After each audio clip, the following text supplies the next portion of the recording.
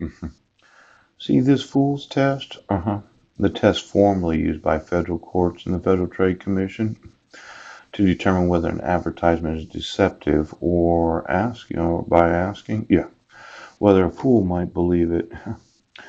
Now, this originated from the book of Isaiah. Yeah. Wayfaring men, though fools, shall not err therein. The test was announced in Charles of the Rich Distribution Company versus the Federal Trade Commission. Yeah. It was replaced by a reasonable consumer test by the FTC in 1984. Yeah. The reasonable consumer test. And I put three Pauls right there. Yeah. Now, considering that each and every police department, each city, yes, and the sheriff's departments in each county, yeah, they have to serve these before they have court hearings known as temporary protection orders. Yes. Quite often after they have court hearings known as permanent protection orders. Yes. I don't think this looks anything like anything that they've ever seen before. Poop. Usually, yes, it says personal service. Yep. And then it does or does not have an X right there. Yes. That the respondent received actual notice of the hearing. Now that seems somewhat redundant, doesn't it?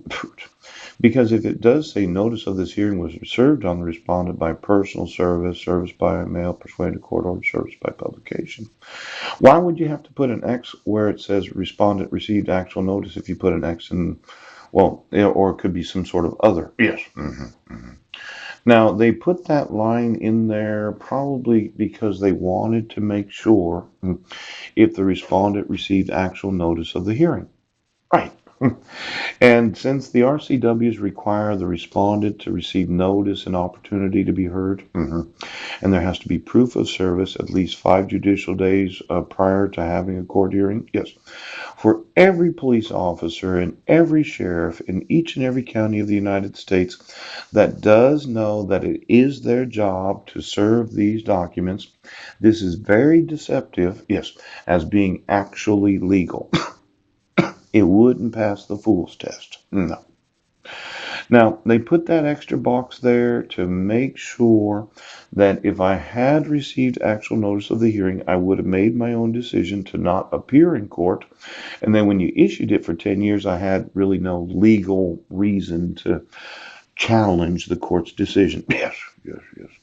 But when you didn't put a respondent received actual notice of the hearing, there is no possible way that you would have had the legal right to issue it because the respondent does have to receive actual notice. Yes.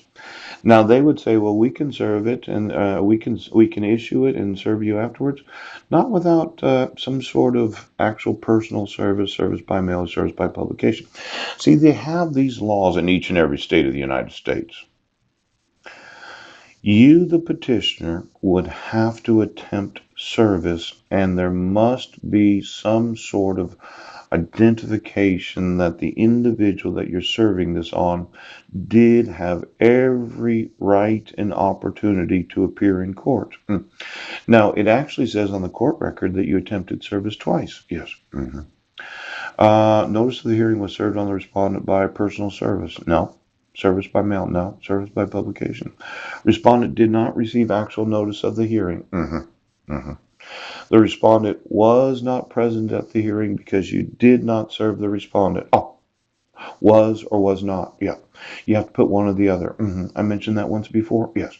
Now, a fool would realize, yes, if he was not present or he was present, but he was and was not present, well, where the fuck was he? Because he wasn't at the court hearing and he was not in the court. He was at he wasn't there and he was not there. Well, if he wasn't there and he was not there, well, then where was he? Now, this whole idea of the issuing of court orders according to the full faith and credit provisions of the BAWA. Let's say I went through every police department and they all employ a bunch of fools as police officers of the United States. Every time a police officer in every city that has the actual job description, the duty and the obligation, yes, The clerk of the court shall also forward a copy of this order on or before next judicial day to the city police department where respondent lives. That would be inclusive of every police department in every city of the United States where there is a respondent that lives there, and they did actually read what is known as protection orders. Right. Now, let's say you were living in the county. For every sheriff of every sheriff's office in every county of the United States that has had the personal experience of serving the individual known as a respondent, yes, for the last 50 years, the whole idea that you could deceptively issue a court order that looks nothing like anything they've ever fucking seen before, because